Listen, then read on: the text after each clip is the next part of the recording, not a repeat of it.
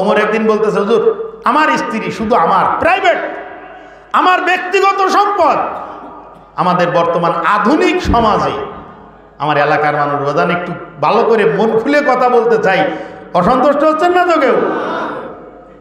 আমাদের কিছু আধুনিক এই আপ টু ডেট উল্টা মডার্ন সমাজে নিজের বউয়ের ছবি ফেসবুকে দিয়ে আলহামদুলিল্লাহ মাশাআল্লাহ পথ চলার দীর্ঘ 8টা বছর আমার জীবনের সঙ্গিনী, সবাই দোয়া করবেন, কথা বলা এটা দিয়ে দেয়।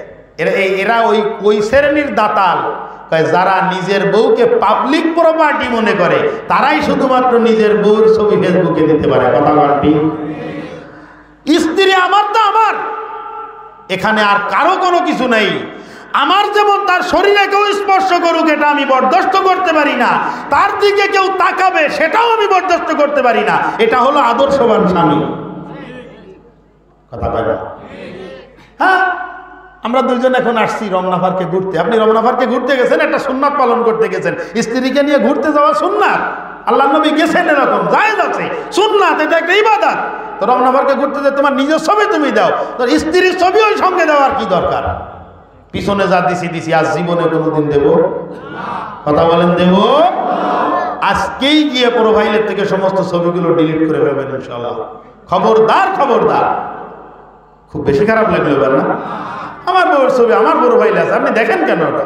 আরে ভাই আমি দেখি না, তো সামনে আসে, দেখি না সামনে আসে। বাজান একটু বালিশে মাথা দিয়ে ঠান্ডা মস্তিষ্কে আপনি একটু চিন্তা করবেন তো, যে আপনি তার ছবি ফেসবুকে দিয়ে কি অর্জন করতে চান। আর বর্তমান সময় স্বামী স্ত্রী মিলে টিকটক করে নাচানাচি করে ওইটা আবার ফেসবুকে দিয়ে টাকা ইনকাম করে, আছে না? এ যুবকরা বলো আছে কি আছে না? মুরব্বীরা চিন্তা করতেছে এবার টিকটক আবার কোন দোকানে পাওয়া যায়, এ তো আবার আরেক জ্বালা। মুরব্বীরা বুঝবে না, তা আমরা তো বুঝবো। আমরা বুঝতেছি না, আমরা তো এই জামানার লোক, মুরব্বীরা আগের জামানার, ওনারা এই সমস্ত বুঝতেছেন। আল্লাহ পাকের ইচ্ছায় আমি মনে করি আল্লাহ পাক এই সাদা সিধা মানুষগুলাকে অনেক আগে আল্লাহর জান্নাতে নিয়ে যাবে। কারণ এরা এই বর্তমান এই ফিতনার যুগে এরা নিরাপদ থাকবে। ফেরেশতারা জিজ্ঞাসা করবে, হে মুরব্বী কাকা ফেসবুক চালান নাকি? কাউ কারে কাউ এই কথা বলে যদি ফেরেশতার দিকে এরকম ব্যাক করে তাকায় থাকে, তা অটোমেটিক ওই ফেরেশতারা বলে আল্লাহ জানে না, ও ছাড়, যাও যাও যাও, এই ডাইন পড়ে যাও, এই বলে এমনি আল্লাহ সরাই দেবে। এটা আমার বিশ্বাস, কোনো কোরআন হাদিস বললাম না, কিন্তু ভালো করে খেয়াল করেন, এটা আমার বিশ্বাসের কথা বললাম। বর্তমান সর্বোচ্চ সর্বফেতনা হলো এই মোবাইলের মধ্যে, সব থেকে বেশি ফেতনা মোবাইলের মধ্যে। খবরদার খবরদার বাজান এটা করবেন না। হযরত ওমর ইবনুল খাত্তাব বলতেছেন, হুজুর স্ত্রী আমার প্রাইভেট প্রপার্টি, আমার নিজস্ব সম্পদ, তা আমার মনে চায় আমার বউ আরেকজন দেখবে না, আরেকজনের বউ আমি দেখবো না, আপনি এরকম একটা আইন করে দেন। আল্লাহ নবী বলতেছে যে ওমর, আল্লাহ পাক যতক্ষণ না বলবে ততক্ষণ পর্যন্ত এখানে আমার বলার কিছু নেই। আমার নিজের থেকে শরীয়তের কোনো বিধান আমি তোমাদের উপরে চাপিয়ে দিতে পারি না। সঙ্গে সঙ্গে কোরআনে কারিমের আয়াতে কারিমা নাযিল হয়ে গেল, কুল লিল মুমিনিনা ইয়াগুযুনা মিন আবসারিহিম ওয়া ইয়াহফাজুনা ফুরুজাহুম।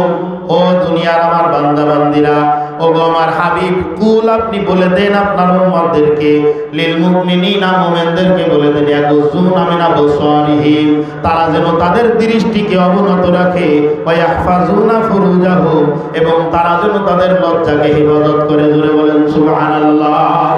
আল্লাহর নবীর সাহাবী হযরত ওমর ইবনুল খাত্তাব চেয়েছেন আল্লাহ পাক রব্বুল আলামিন ওমরের মানসা অনুযায়ী কোরআনে কারীমের আয়াত নাযিল করে দিয়েছে। এটাকে বলা হয় মুআফাকাতে ওমর। বা এই রকম 22টা আয়াত কোরআনের মধ্যে আছে, যেটা ওমর যেভাবে বলেছে আল্লাহও সেইভাবে চেয়েছেন। বলেন সুবহানাল্লাহ। কি কোনো সমস্যা হচ্ছে না তো? ডাক দেব নাকি? খেয়াল করেন এদিকে, আমার দিকে লক্ষ্য করেন। এখন আবু বকর সিদ্দিক ডেকে পাঠাইছে, ওমর আমি যতদূর জানি আমার পরে তুমি খলিফা হওয়ার কথা, আল্লাহ নবী আমাকে বলেছেন এইভাবেই, যে ইশারা ইঙ্গিত দিয়েছেন তাতে তুমি খলিফা হবা। হযরত ওমর ইবনুল খাত্তাব বলতেছেন কি আপনি এত বড় বহন, এত বড় বোঝা বহন করা, এটা আমার পক্ষে সম্ভব না, আপনি অন্য কাউকে সিলেক্ট করেন। হযরত আবু বকর সিদ্দিক বলতেছে, রাসূলের মানসা কিন্তু এটা, আমি তার ইচ্ছা এটা বুঝেছি, এই জন্য তোমাকে বলতেছি, খবরদার খবরদার, আজকে রাত্রের মধ্যে যদি আমার কিছু হয়ে যায়, খলিফা হিসাবে আগামীকাল মসজিদে নববীর ফজরের নামাজের ইমামতি করবে তুমি। হযরত উমর ইবনুল খাত্তাব সারা রাত, দোতলা বাড়ির মালিক ছিলেন উমর ইবনুল খাত্তাব, জীবনী পড়ে যতটুকু পাওয়া যায়। কারণ উমর ইবনুল খাত্তাব রাদিয়াল্লাহু তাআলা আনহু অনেক আগের থেকে, মুসলমান হওয়ার আগের থেকেও কিন্তু কোটিপতির সন্তান ছিলেন। বাবার একমাত্র ছেলে উমর ইবনুল খাত্তাব সারা রাত ছাদে পায়চারি করেছে। শুধুমাত্র দুশ্চিন্তা হলো এই যে এত বড় দায়িত্ব আমি পালন করব কিভাবে। আল্লাহু আকবার।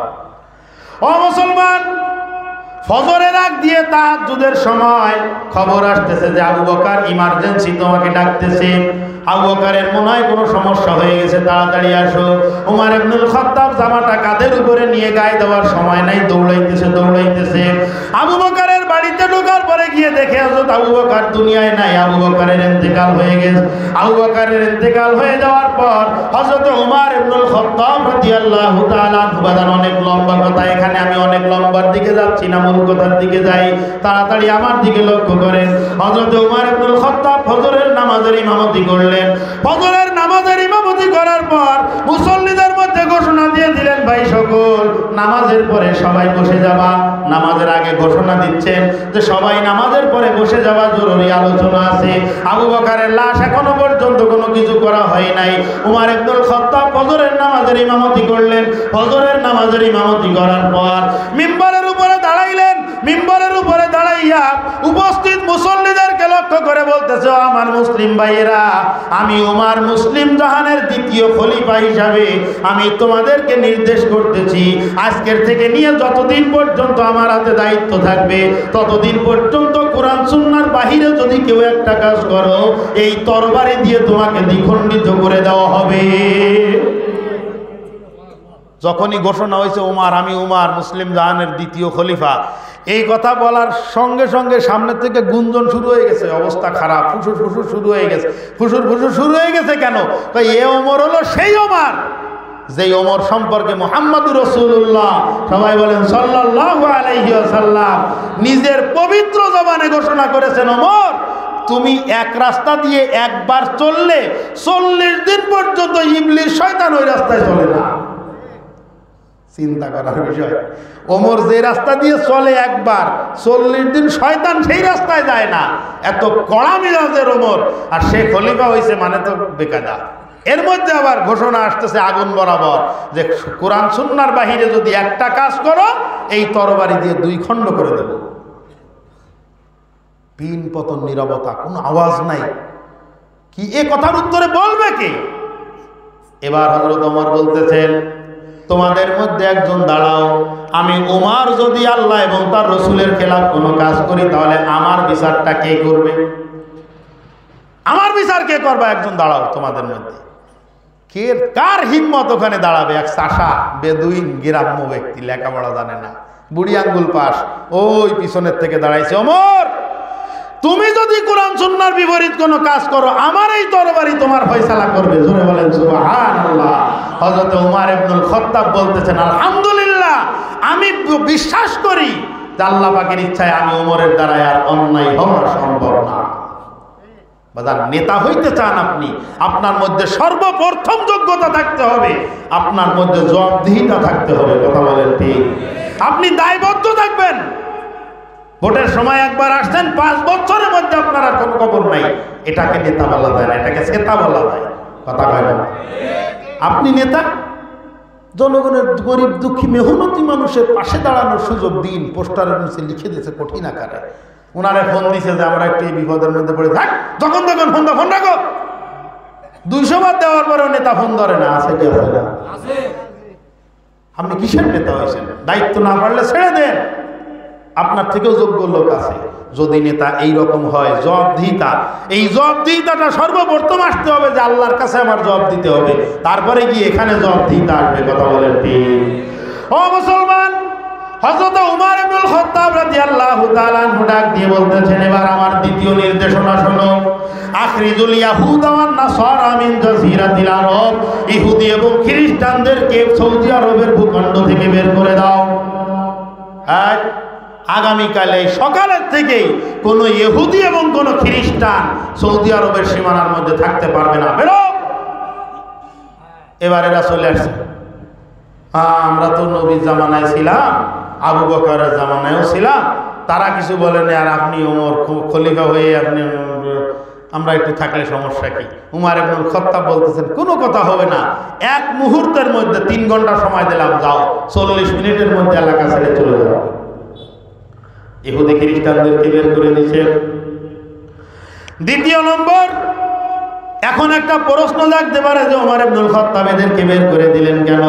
তাই বাস্তবতাটা হলো ইহুদিদের মধ্যে সবথেকে বড় খারাপ যে গুণটা আছে সেটা হলো ষড়যন্ত্র করে। এর কথা ওকে লাগায় ষড়যন্ত্র পাকায় দেয়। আউস এবং খাজরাজের মধ্যে যুদ্ধ লাগাই দিছিল এই ইহুদিরা। রাসূল আকরাম সাল্লাল্লাহু আলাইহি ওয়াসাল্লাম মিটাইছিলেন, হযরত ওমর ইবনুল খাত্তাব আল্লাহর নবীর পিছনে ছিলেন যে এই ইহুদিদের চক্রান্তের কারণে এই কিন্তু এই একজন আরেকজনের সঙ্গে লেগে গেছে। বর্তমান সময়েও দেখবেন ইসরায়েল এবং যে ফিলিস্তিনের মধ্যে যে সমস্যা যেটা চলতেছে, রাশিয়া এবং ইউক্রেনের মধ্যে যে সমস্যা চলতেছে, খুঁজে দেখেন যে এর নেপথ্যেও রয়েছে ইহুদিরা। বিশ্বাস করলেন না? জায়নবাদী যাদেরকে বলা হয় তারাই বর্তমান সময়ের ইহুদি। এই ইহুদি মনে হয় বুঝতেছে না, ইসরায়েলের বাসিন্দা যারা এরাই ইহুদি। এখন এই কারণে ওমর ইবনুল খাত্তাব তাদেরকে বের করে দিচ্ছেন।